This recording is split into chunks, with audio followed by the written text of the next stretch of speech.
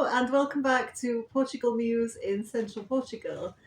Today we're going to do a Q&A.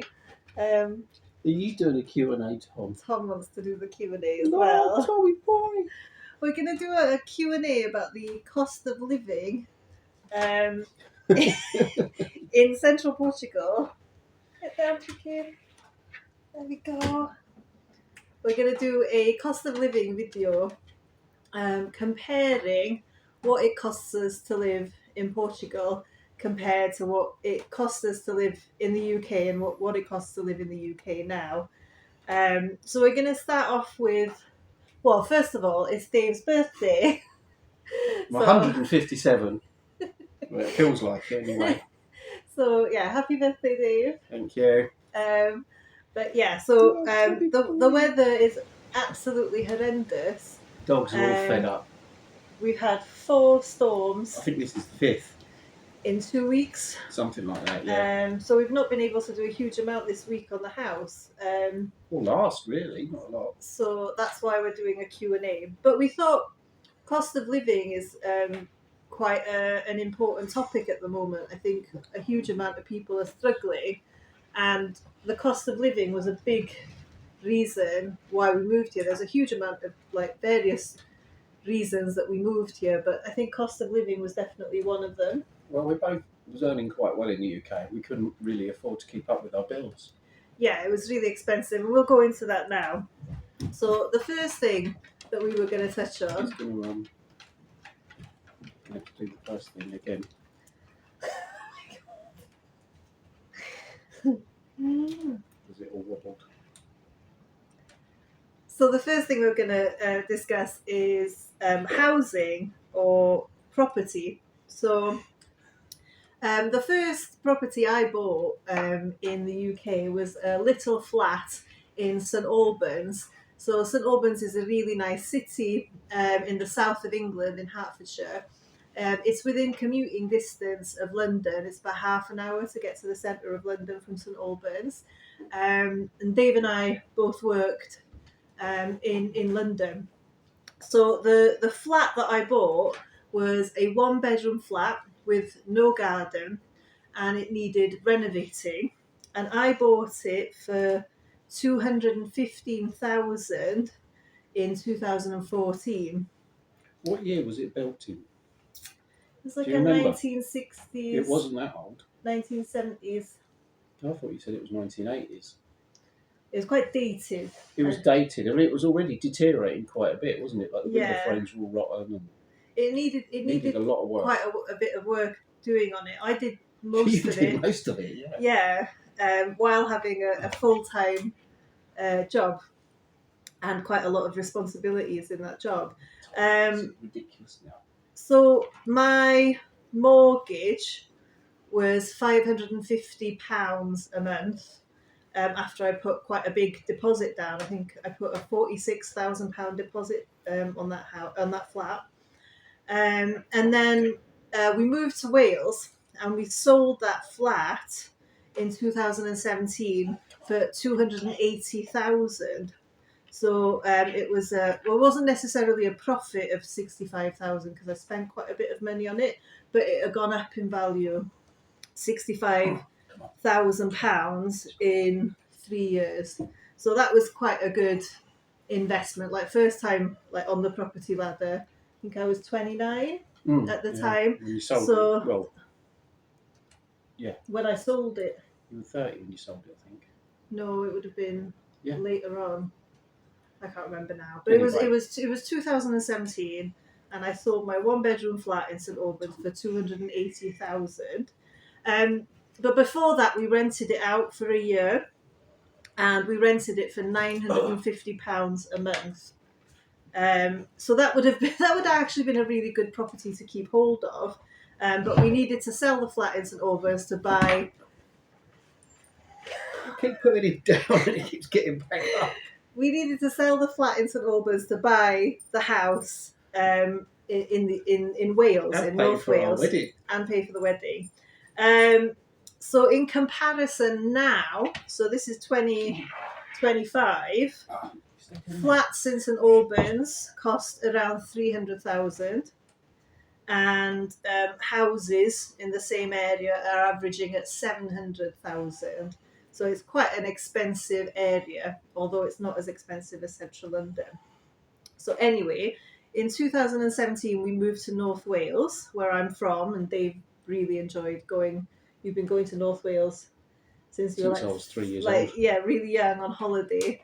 And it's one of the things that we sort of connected with when we met. It's like Dave's love of North Wales. So we bought a 4-bedroom house in Helly, which is a really nice area of North Wales. And we bought the house in 2017 for 180,000. So it was a 4-bedroom house with a garden. It was ex-council, but it was really nice, like a really big nice garden. Yeah, big garden. A mobile home. Really nice area, but it wasn't very nicely decorated. No. The decoration was just, not great. So we had a mortgage on that house, and we took out a loan of 20,000 to decorate it. And we decorated the whole house. It's quite a big house, and obviously we some other work as well. And it also needed furnishing. So obviously I had all the furniture for a 1-bedroom flat, but then we moved into a 4-bedroom house, so we needed more furniture as well. And we were planning on being in that house for the rest of our lives. Pretty much. And Dave was quite happy working as a builder in North Wales, but I really I worked for some wonderful people. Yeah. I miss them. Yeah, they were really nice. But I hated working in North Wales. It was horrendous. And then we decided to move to Portugal. So we sold that house in 2019 for just over 200,000. So essentially, it increased in value 20,000, but we'd got a £20,000 loan to spend on it, so it didn't work out that great. Average house prices now in Helly is 215,000, so that's now 2025. So prices in North Wales haven't gone up that much, while I think in St Albans and central London, obviously they've gone up loads. Then we moved to central Portugal in 2019, and we bought a 2-bedroom house here, which has a garden, but it needed a huge amount of renovation work. But we bought this house for 30,000 euros, which even at the time was a bargain. And definitely now. And it's in an area of outstanding natural beauty. Yeah, it's incredible. It's incredible where we live. We're really lucky to have found this house here. And unlike a lot of the houses here, it's very structurally sound. Like it's well built. We've bought a good starting point. Yeah. But it does need a huge amount of renovation. So we started renovating it, and in 2000, when did we have it valued? In 2023, so like 3 years after having it, we got it valued at 65,000. So it already gone up. We haven't done hardly anything. Well, we put a new roof. And that's about it. But we'd taken away more than added. Yes. There'd been more demolition than renovation. So, but it had gone up 35,000. So it more than doubled in value without us really doing much to it. And we know, comparing the cost of like houses here now in 2025, we suspect if we finished the renovation of this house, it would be between 120 and 140,000. I think it might go more. If we finish it to a high standard, because of where it is as well, I think it might go more. It's a really beautiful property, and if we finish it to like Dave's standards, because you have quite high standards, I think it'll be a really it'll be worth a lot. At the moment, it's like a mechanic's car, isn't it? Never quite finished. Okay. But yeah, we looked at the prices of properties in Espinyal where we live, and they range between 25,000 and 250,000, which there's some for a lot more than that. there's some for a lot, but that's the average. Like if you go on ChatGPT, so properties here range between 25 and 250,000, and some of that is to do with size, but mostly that's to do with how much they've been renovated. So if you're literally buying like a ruin, it's about 25k. But ruins, you used to be able to pick up a ruin for a few thousand. Yeah, for not much at all. For not much, with land and stuff. And now, they're nearly the same price as houses that you can live in. Yeah, before. So in the space that we've been here, like 5-6 years, property's gone up like 5 times in value, which it hasn't in the UK. So we feel quite pleased when we compare housing here to housing in the UK. And I thought, just for comparison, I'll compare the city as well. So in the centre of Lisbon, to get a flat like I had in St Albans would cost 360,000 and rent would be 1,400 a month. In comparison to London, a one-bedroom flat would be 1.1 million and the rent would be 2,700 a month. You're talking about the difference in pounds to euros as well, aren't you? Yeah. And then Cascais, how do you say Cascais? Cascais. A flat would be very similar to St Albans, so 300,000. A house is 700,000, and rent is 1,500 a month. So really similar to St Albans. The biggest difference is that in the UK we had a mortgage, and if we wanted to do any renovation, we had to get a loan, which cost us close to like £1,000 a month. While here in Portugal, yes, our property isn't fully renovated and it's not finished, but it's comfortable. We don't pay anything. So if anything happened to me or Dave, if we got sick or Dave got injured and we couldn't work, we'd still have our house. Yeah, no one's taking our house away from us. No one's taking our house. While in the UK, I think that's a real worry for like 90% of people now. I was reading the statistics. It's something like, half the population are one paycheck away from poverty, from losing their houses. And I think we definitely felt that by the time we decided to leave the UK, that it had gotten, like the economic situation there had gotten quite nasty for good, hard-working, intelligent, law-abiding people, that two people with really good jobs that, could lose their house. Through no fault of their own. Yeah, one paycheck away from losing their home. And then you go into the rental market, which is even worse financially than owning a house. So for me, that is a massive plus to moving to Portugal. And financially, it's a much better place to be in terms of housing. So I'm very much pro Portugal in terms of like owning a house with cash. I think in this day and age, with the way the world is working at the moment and how even the middle classes are being squeezed, the working classes are being really badly punished by the economy and by a handful of people getting disgustingly wealthy. I would definitely be pro Portugal in comparison to the UK. In the UK, if you're poor, you live very badly. In Portugal, you can be poor and live okay.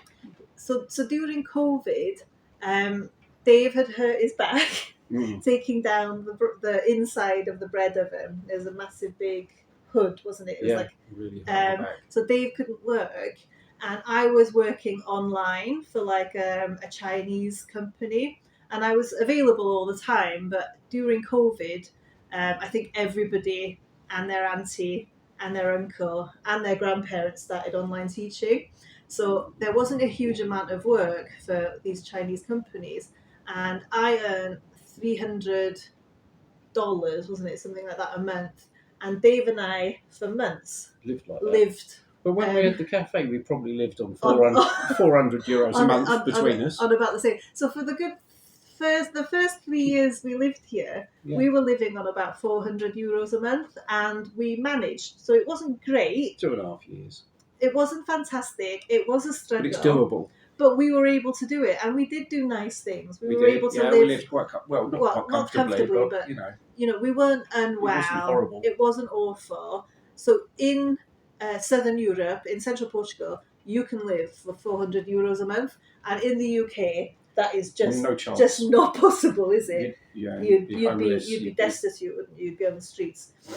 So I think that is a massive pro for Portugal, and I think that's a fantastic part of moving here. Yeah. Is that it gives normal working class people like me and Dave an opportunity to escape the poor trap, which I think there is now in the UK, and it's incredibly unfair. But that's the way it is. So that's property. Dave's going to talk about utilities. So utilities definitely cheaper. So electric in Portugal for us is about 90 euros a month as an average throughout the year. It costs more in the winter because obviously you've got heating and it costs more. We have an electric water heater which costs more to heat in the winter, and we have probably more hot showers. Use more hot water in general, have the lights on longer. So it goes up and down through the summer. And we use dehumidifier in the winter as well because it's a very humid environment. And in the UK, we're having to rely on ChatGPT or Googling to find these figures. But so apparently in the UK, it's an average of around £150. Is that pounds or euros? Oh, euros. It's euros. 150 euros per month for electric, and here around about 90 euros a month as an average.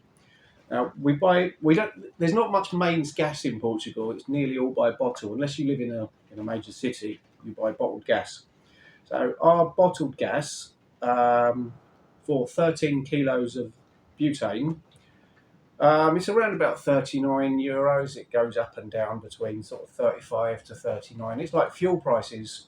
It goes up and down. The UK, a 13 kilo bottle of gas there will cost you the equivalent of around 45 euros. So it's a bit cheaper here. There's not much in it, but I would imagine it varies quite a bit, but it's slightly cheaper here. So water, I've noticed, is much cheaper here. So water in the UK. So when I looked, it said that water in the UK was £30 a month. Well, I don't think that's right because I was paying nearly £60 a month 20 years ago. Yeah. So this is an average. Depends where you are in the country, I suppose. I know it's ridiculous because the water in England actually comes from Wales. And some of it. And the water in Wales is more expensive than it is in England, which is crazy. But yeah, so the statistics I found, which I think are wrong, looking at all day today, was €30 in Portugal, £30 in the UK. So just slightly more expensive in the UK. When I lived in Bedfordshire with Anglian water, which is not the most expensive in the country, I was paying nearly 60 a month around 20 years ago. So you've got to think as well, in Portugal, that €30, which is like the most it would be here, that includes... sometimes less than that, yeah. That includes your waste. Rubbish collections, in the UK, that would come under council tax, and you'll see in a minute the council tax is quite different. I think they do a few other things included in that as well. So council tax in the UK apparently is an average of 150 euros a month, depending where you live. Here, we don't have council tax. We have what's called IMI, which not everybody has to pay. But it averages out about 10 euros a month, which is incredibly good value for what you get for that. All your services and the maintenance of the road and everything is done. It comes out of that, doesn't it? And they do look after the place. Is it Appin? No, that's the water. That's the water. Water and rubbish collection Right. is zapping. Phones. So we don't have a landline, do we? We did have This is mobile phones. so mobile phones in Portugal. Again, it varies what deal you have. Most people are on. It's different. Like in the UK, you have like a 18-month contracts usually, don't you? Where you get a phone and all your services are included in that. But here, most people have like a pay monthly deal. You buy your phone and then you have a pay monthly deal. Now, we're with Vodafone, which we found has a very good coverage. We've never had a problem with it at all, of them really. Not with the service has always got a signal. It can be between €21 a month and €50 a month, depending on how much data or how much you want with it. But then you said you had a nicer phone in the UK because you had it on contract. So I pay €21 a month here. In the UK, I was paying 50. Oh, that's what I read wrong. But I have what's it called? A Redmi 12. Redmi 12. Android phone here. Xiaomi, is that how you which say is it? like 100. It's worth like €100, right? It was about 180. Yeah. And then in the UK, I had like the latest iPhone usually. So my bill was €50 a month. But I think really, if I had a new iPhone here, it would probably be about the same. But here we've decided to live differently, haven't we? Yeah. So you don't need a new iPhone. So in the UK, I had a brand new iPhone and I was paying €50 a month. Here, I've got a cheaper phone and I do pay as you go and I pay €21 a month. You can get cheaper than Vodafone than what we do, but I've heard the coverage isn't as good. Is it like a mobile? Lidl do a mobile. Yeah, I didn't know that. Yeah, they do. There's much cheaper There options. are cheaper options, but we found that with Vodafone we have coverage everywhere, never have any issues, no outages or anything. And I get loads of data that I don't even use. And we've been with Vodafone for ages, and I suppose the longer you're with a company, the better deals you get. Yeah, they keep up sending me deals now, which I should maybe take them up on at some point. Yeah. Okay. So internet. Fibre internet here is a bit of an odd one because it can be in unusual places. You might live in a big town and not have fibre, but you might live in a remote village and have fibre. It just seems to be potluck who has fibre. We don't. We were with Mio. Yeah. Mayo. And their service was terrible. They're the biggest provider here, and they were quite expensive. Come with television and a landline, which we'd never use. So eventually we managed to get out of that contract, which wasn't easy. How much was it a month? It was more than Starlink. It was something like 55. It kept going up. They kept putting it up all the time. So we finally got rid of them, and we have Starlink, which has been a revelation. We love Starlink. Yeah. But we're not mad about Elon Musk. No, we have to have Starlink. And it's incredibly fast. It's extremely reliable. Otherwise, we wouldn't have internet and we couldn't vlog. So it's very cheap. It's only €40 a month. It's £75 in the UK.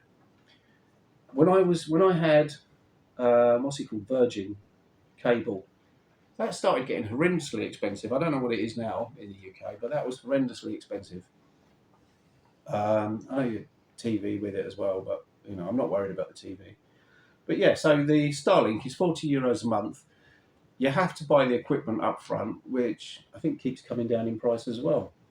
It's less than when we bought it. How much was it when we bought it? It's $450. I think it was less than that, wasn't it? I can't remember. I would have said $450. I'm sure it was less than that. Okay. 300, I think. Anyway, you have to buy the equipment up front. I can't remember how much it was. But once you've got it, you own it forever, and it can't be stolen because it won't work outside of where you say it is. It sets itself up pretty much, doesn't it? You just put the dish thing. Well, we have a whole vlog about it, which I'll put the link in the description. It was very, very easy to set up, and it never drops out. It's always the same speed, incredibly fast. We've been very happy with it. Yeah, much better than those days of having. What did we have? Like 12 bytes, but it wasn't even kilobytes. It was bytes, wasn't it? Well, you couldn't do anything. You couldn't do anything. It wasn't very good. It'd take about an hour for one page to load, if it ever loaded. So, firewood. Again, this is a big variable depending on the type of firewood that you get. You can get really cheap firewood up to, if you wanted seasoned oak or olive or whatever, it costs a lot more. Probably averages at about 25 a month. Obviously, you spend a lot more in the winter and you don't buy any in the summer. And you can phone up and then just get your firewood delivered. Yeah, so it probably costs us about 25 a month just for here. You can collect some wood. In the past, we've collected wood from the forest, like fallen branches and stuff. So if you need to, you can get your firewood for free if you've got the time and the energy to go and collect it. But again, it's a big variable, and not everyone has a log burner. A lot of people have pellet burner. And do you know how much pellets are a bag? I think pellets are about €5 a bag, They something vary like that. between 5 and 7, wasn't it? Yeah, and you need electric to run a pellet burner as well, which you don't obviously with a log burner. I prefer a log burner. I prefer a log burner. It's nice. I enjoy making a fire in the log burner. It's not a chore, I don't find. Yeah, we love it. Yeah. It's nice. Cosy. Yeah. Yeah. The only thing I don't like is bringing in the firewood from downstairs. But it is all part of the nice sort of cottagey, I don't know, it's a nice feeling, isn't it? We live in this like sweet house in the forest, and that we have a log burner. We bring the wood in. Certainly not cold, are you? I guess it is warm. It's too warm in here sometimes. It's lovely. Yeah. Yeah. So what we're spending on utilities on average here is around about €110 a month, which is pretty good, I think. In the UK, these utilities would cost around about 300 per month. 300 is that €300? Yeah. So in the UK, these utilities would cost around the equivalent of around about €300 per month. There's quite a big difference. It's almost like 3 times more. Yeah. Yeah. So again, Portugal's coming out on top. Yeah. Yeah. I think I'd say houses are 3 times cheaper here. Utilities are 3 times cheaper. So the next thing is groceries, so your food shop. But we also buy, all our toiletries and the dog food and all our cleaning products, shampoos, conditioners. When I say like groceries, I mean like a weekly shop, or this is monthly. That's not what we spend a month. No, but ChatGPT said groceries are generally 22% cheaper than in the UK. So that's the statistic AI came up with. It does depend what you buy as well. It varies. I think that a month we would have spent about €400 a month here. That's an average. While in the UK it was like closer to 800. Yeah. So it would have been £800 in the UK for everything. So we're talking toilet paper, skin creams, perfumes. It's everything, isn't it? Will you buy more things in a supermarket in the UK, I think? I think because there's so much more choice in the UK, you tend to spend more. While certainly living in Portugal, we've learnt to live quite a bit more frugally. So it's not necessarily that it's cheaper here. It's just that we live. We do tend to buy less. Yeah, we live very differently here. And then the next thing is like the cost of running a car, but also the cost of a car. Yeah. Now, cars are expensive in Portugal. Much more expensive than in the UK. And running costs are a bit cheaper. But the thing with the cars here is they tend to last a lot longer because there's no salt on the roads. They don't salt the roads in the winter. There's no need. So they don't go rotten, and they last for a long time. When I brought my transit van here, and I was going to matriculate the van, put it through its special test. It turned out it was completely rotten. Although it looked all right from outside, didn't it? It was absolutely rotten. But all the Portuguese cars we've had, there's no rot on them at all, no rust. Yeah. But yeah, second-hand cars are very expensive compared to the UK. Several times, well, a good few times more expensive, I think. New cars apparently are 22% more expensive in Portugal for a new car. Second-hand cars, you know, 2-3 times more. Um, Also, we spend about €80 on fuel a month, and we think it's about the same in the UK. we don't have an MOT here. We have what's called an IPO, your mandatory inspection, which in Portugal costs around about €30, and in the UK an MOT costs around about £55, which is €66. Insurance, I found it was a lot cheaper here. So it's €25 here. In the UK, from Googling and ChatGPT, it said insurance generally is €78 in the UK.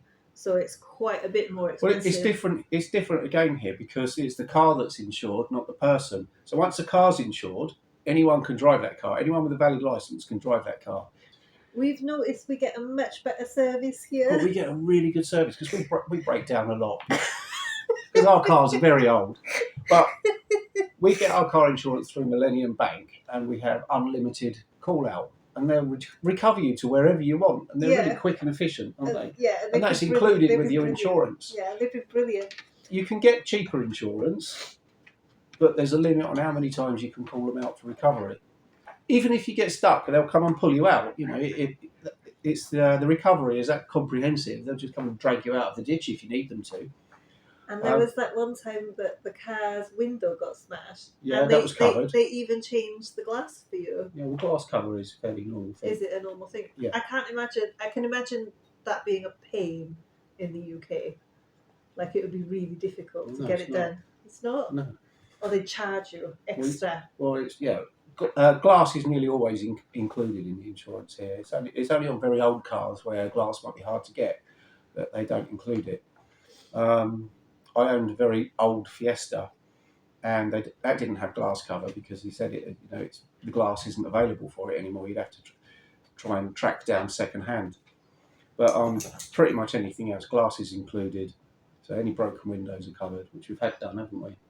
Which we didn't even realise. We were driving around with a taped up window for a while, thinking it was going to cost us loads of money, and then it didn't cost us anything, did it? No. So, servicing. Where we've said service, it's more to do with like maintenance. So, vehicle maintenance. So, the cars here have quite often been badly maintained if you've got an older one. Things are just kept going. So there's always jobs to do, things breaking, and also the environment and the type of roads where we are in rural Portugal, a lot of forest roads and stuff. It's very easy to do a little bit of damage to your car, isn't it? Knock the exhaust off, break something underneath, or all the cars are dented all the way round, aren't they? It's unusual to get a car here without a scratch on it. Oh yeah, very rare. So you tend to spend more on maintaining a vehicle, where in the UK you might spend with servicing and stuff $250 a year, maybe a bit more. You know, if you've got a newer car, services are about $500 a year.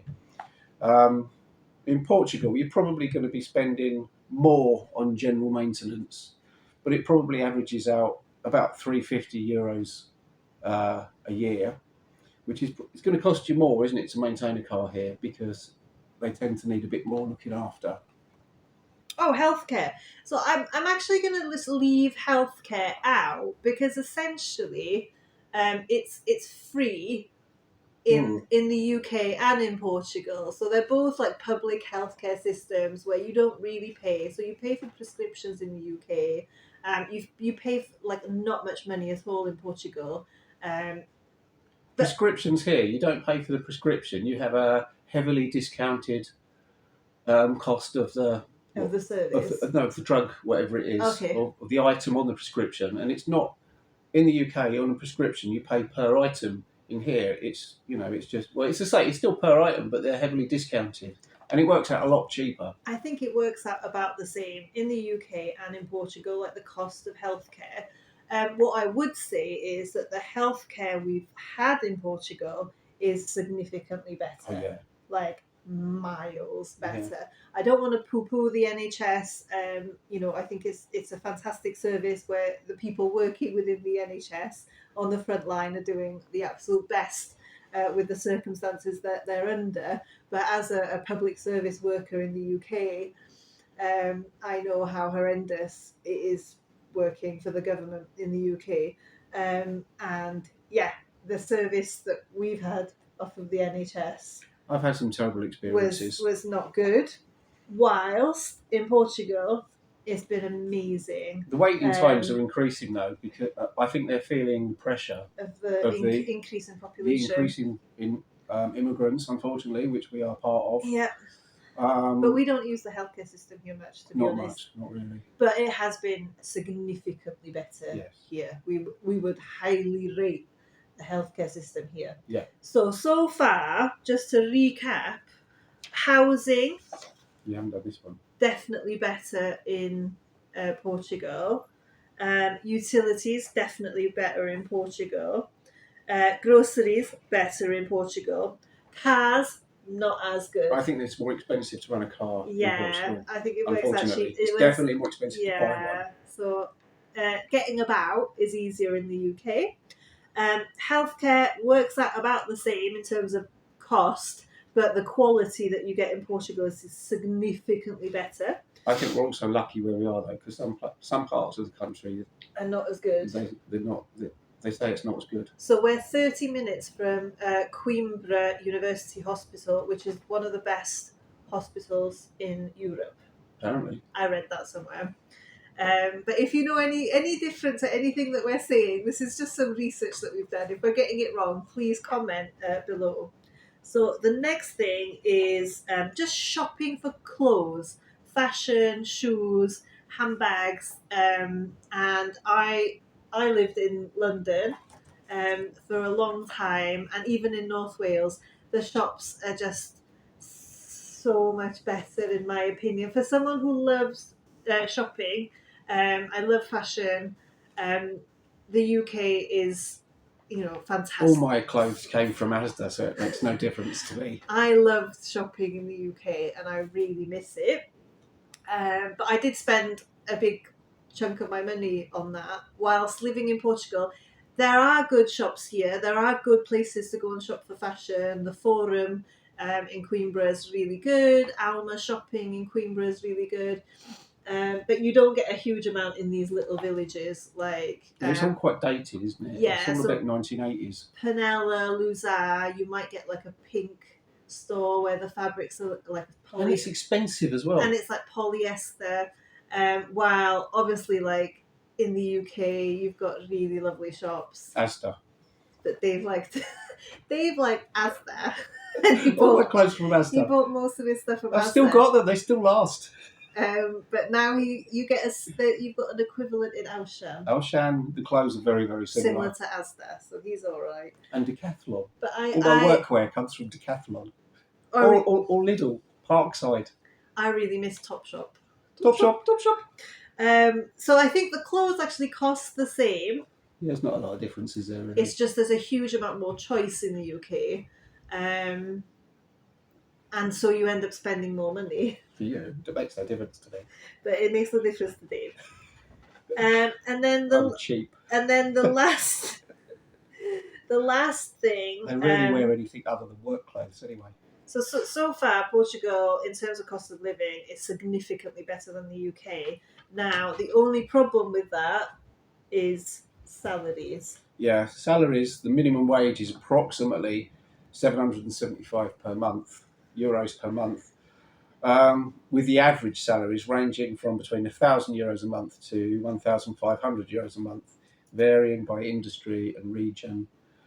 We found that a lot of Portuguese people have different streams of income, or they might have 2 or 3 jobs, or they've got little sidelines going on to bring their wages up. But yeah, it's very difficult for immigrants to find work here. You need to be a builder, really. Yes. It's very, Dave's thinking fluent in Portuguese. Dave's thinking of training me up as a tiler. Or a plumber. Or a plumber. But, yeah. So yeah, it's difficult to earn money here, and even if you do earn money here, the wages are really low. You really need to be a builder to Yeah, yeah. earn any But money then, here. that's self-employed. There's no holiday pay. There's no sick pay. There's no Yeah, work security, yeah, and it will destroy your body. yeah, and the tools are expensive. Yeah, You spend I'm gonna do a video on tools. yeah, you have to spend quite a lot of You money on spend a lot of money on tools. tools. So the UK national living wage is €2,262 per month. The average British earnings are 37,430 British pounds per year in 2024, which works out per month £3,119 per month, or €3,723 per month. UK, on average, is 2 to 3 times more than Portugal. That's a problem for a lot of people, especially if you're not of retirement age and you come here and you think, oh, I'll just get a job, I'll just carry on earning. It can be a bit of a shock to people when they find out it can be very difficult to earn money here. Um, So it's like when we had COVID and Dave couldn't work and I could only do the online teaching, which was really, varied and scarce. And we lived on €300 a month. We managed to live on it, we but managed to live on it, but yeah. it was quite scary. It was a bit scary. Yeah, fortunately, we didn't have to pay any rent or mortgage or anything. Yeah, Otherwise, we would have really we struggled. wouldn't have been able to. And then when we had our own business here, we had a cafe. We worked hard. Both of us worked there, so that was both our income or lack of income. And the cafe actually made a lot of money every month. But it all went out again. But it cost us a lot of money every month. And I know a lot of people in business will go, oh, like, why didn't you bring down your costs? And I think I've worked with people that do spend like nothing on their businesses, but for me, I really wanted the cafe to be It was really, always a really top good quality product. I really wanted people to love it and have amazing food and amazing time. And we just thought if we keep going, it'll become more and more popular, and the economy will improve, and more people will move here. But that balance after 2 years just never happened, and so we made the difficult decision of giving it up. But for 3 years or 2.5 years. That was only 2 years. No, altogether. Oh, right, yeah. We lived on like not Nothing. much. And collecting wood from the forest. Yeah, it was really difficult. We were really poor. But the last couple of years where Dave's been working as a builder, we are quite comfortable. Yeah, we're a lot better off. And I've been doing But it means you can't really take any time off. You need to recover sometimes, because I'm worn out a lot of the time. And if I get an injury, there's no income. Yeah. So if Dave has to have time off to repair his body, obviously, like, nobody's paying for that. While if I had time off teaching or summer holidays, like, the government still pays you. Mm. So I'm waiting to have an operation on my knee for a torn meniscus ligament. But during the recovery time after that, we will have no income. So we have to save, which is tricky, because any money we have spare goes on the house. Yes. So it is much better living in Portugal. The cost of living here is significantly less. It's probably about 3 times less than the UK. But the wages, the salary, they're lower, they're really low. Yeah. And they're really low for Europe. So I think Portugal's... So even though I earn good money for Portugal building, it's still less than a labourer earns in the UK. Yeah, so we're not earning much money here. But I feel more comfortable here with just Dave's wages than we did with both our income, both of us working all the time in the UK. Mm. I feel a lot more comfortable here. Yeah, definitely. So to finish, apparently sometimes it's sunny here. That's what they say. Sometimes there's sun here. Sometimes it stops raining and there's no eventually, and there's no storms, and you actually feel like you're living on holiday. We should start placing bets on what the next storm's going to be called, because they're running out of names rapidly. Okay, so we're just going to finish off with some totals, and we know that some of these figures might not be accurate, or it's just the average or what we were able to Google. But obviously, we've lived in the UK for most of our lives, and we've lived in Portugal now for almost 6 years, so we've got a pretty good idea. So, housing in the UK, we would spend £1,000 a month, which is €1,193 a month, versus Portugal, zero. Utilities would cost us £493 per month, which is €588, versus Portugal, which only costs us around about €255 per month. Groceries in the UK cost us £600. I think it was closer to 800 actually. €716 versus Portugal, about €400 a month. Transport in the UK, we'd probably spend £463 per month, €553. In Portugal, round about €645. Is that per month? So the way I've calculated that's not just petrol and service, that's the cost of the car. So you've added the cost of the car if you on said average. a cost, whatever you'd pay for a car for 10 years, I've divided that by 12, and then whatever we had our car, which was like 5 Why have years, you divided it by and 12? then so it's per month. Right. So in the UK, if it's 10 years, I divided it by 10, and then by And then 12. by 12, right. And okay. then here we had the car for 5 years, so I divided it by 5 and then by 12, and that's how I came up with them figures. Yeah. Well, that Citroen's lasting. That's yeah, all right. yeah. The Citroen's I thought that would have gone to the great graveyard, scrapyard in the sky by now. But it's going well. I love that Citroen now. I used to hate it. It's come up trumps. It just keeps going. It's a trooper. And I abuse it. Yeah. I've used it as a work fan for ages, so now you've got it back, and then you fill it up with rubble, and it still goes. It copes with all the forest tracks and all the bumpy roads and everything, doesn't it? And it still goes. And then healthcare, I've just put at 0 for each because I just think that's fair. Well, you know what you've not included? Eating out. No, it's on here. Oh, is it? Just wait for it. Oh. Clothes. This is for me, probably not Dave. I'm an old tramp.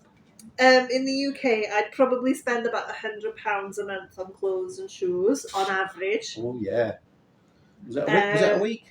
A week, you say? €119 versus in Portugal, I doubt we'd ever spend more than €50 a month.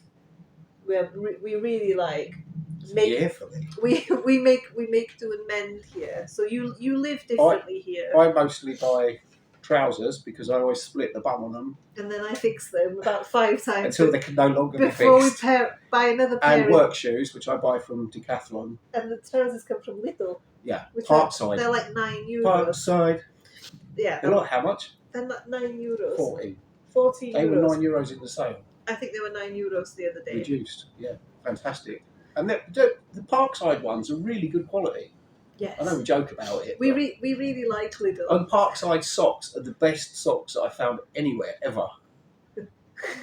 Okay, eating out. There's another page. Yes, there is another page. Right darling. here, you're very thorough. Yep. I can't find it. Where is it? I'm going to help you. We've got to turn it over or something. See? Right, so that's why I'm a builder. Eating out. So obviously you can choose to eat out and not eat out. That's like an extra. But this is just like an average of what we used to do in the UK and an average of what we do here. So in the UK, you'd spend about £200 a month eating out. So maybe you'd go every other weekend, and you were more likely to spend €100. If you went to a reasonable restaurant, yeah. We used to go to get a couple of takeaways. We used to go to Coat, didn't we? In St Albans, yeah. And then in North Wales, there's this amazing restaurant called Dylan's. Oh, yeah. So there's really nice restaurants in the UK, obviously. So we'd spend about £200 a month in the UK, which is about €239. If we could afford it. If we could afford it. Obviously, if we were skint, we wouldn't be eating out. And that's the same in Portugal. If we're skint, we don't eat out. Eating out is part of life in Portugal. It very much is because Part of life. it works out quite a bit cheaper. So in Portugal, I'd say we probably spend about €100 a month on But eating go out. out more.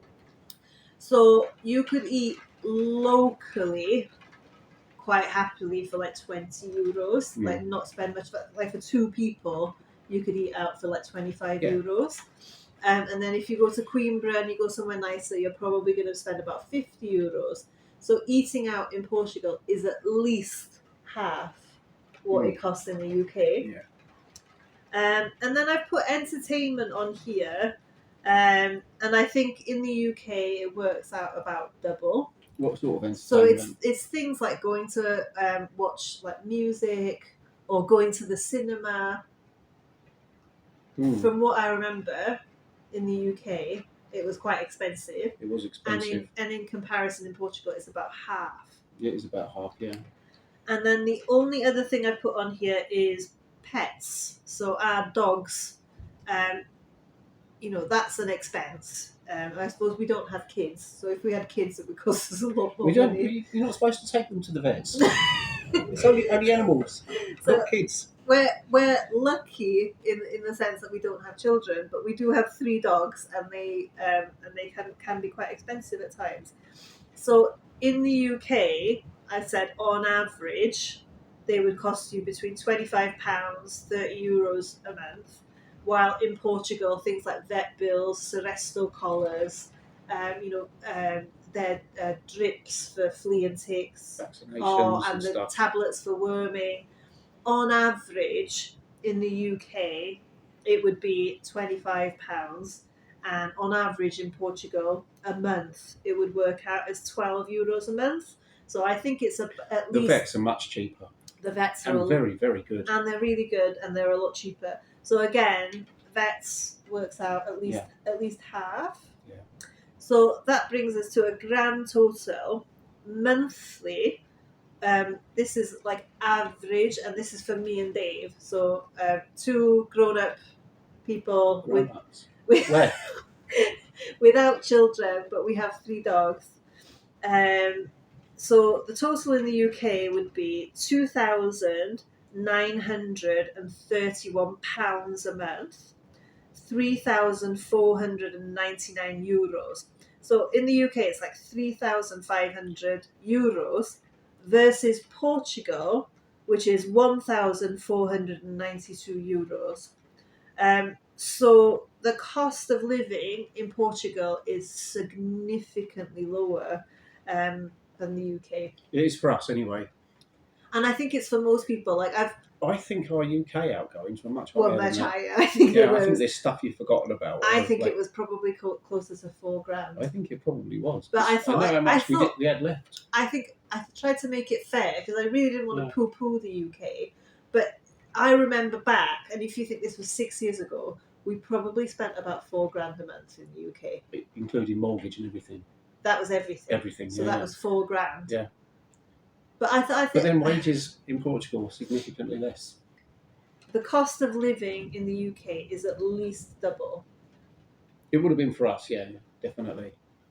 But the wages in the UK are at least double.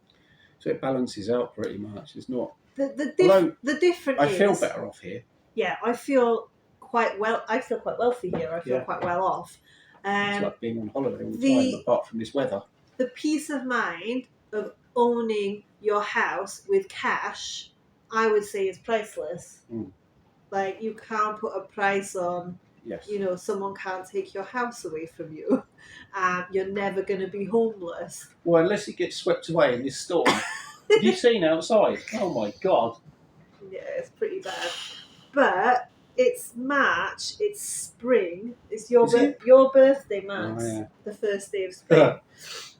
And it's not long now until we're going to have weather that makes us feel like we're living on holiday, which again is priceless. Yeah. So I think in the UK, I would save up everything I had to go on holiday.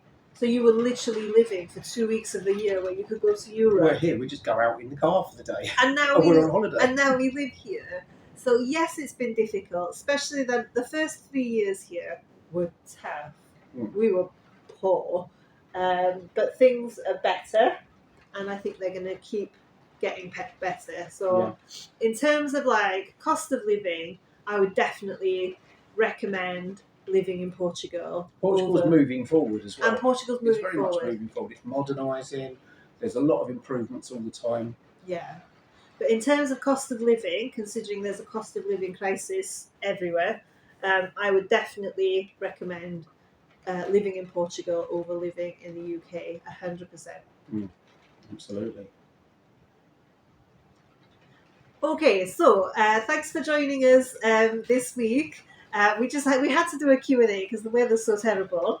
It is Dave's birthday, so we're going to have a few beers this evening. We are. And then we're going to hopefully go to Aveiro. Probably stay up really late till at least 9:30. And then tomorrow we're going to hopefully go to Aveiro. Hopefully, yeah. And I booked the table entirely in Portuguese on the phone. You did? I spoke to the lady all in Portuguese, and we're going for steak and sushi. Yeah. So we'll see what the weather's like. Hopefully I can film a bit of it, and that'll be I received a warning saying stay away from coastal regions. That's a fucking red. Which it's a coastal region. It's a red weather warning, so we probably shouldn't go to Aveiro. We really wanted to go to... I think it's an amber. We really wanted to go to Costa Nova, didn't we? Yeah. On the coast. So it's Saturday tomorrow, so we're hopefully going to go to Aveiro. And maybe that'll be next week's video. Yeah. We'll see if we can film it or not. If we can get there. If we don't get swept away. So please don't forget to like, comment, and subscribe if you want to. Don't miss next. And share the video. Yeah. And if you subscribe, tell your friends. You won't miss next week's video. So just make sure you like, comment, subscribe. And thus being blown away along the beach. If you want to see that next week. Okay, so hopefully that was useful. And if you know anything different to us, please comment below. Okay, thank you. Bye. Take care. Bye.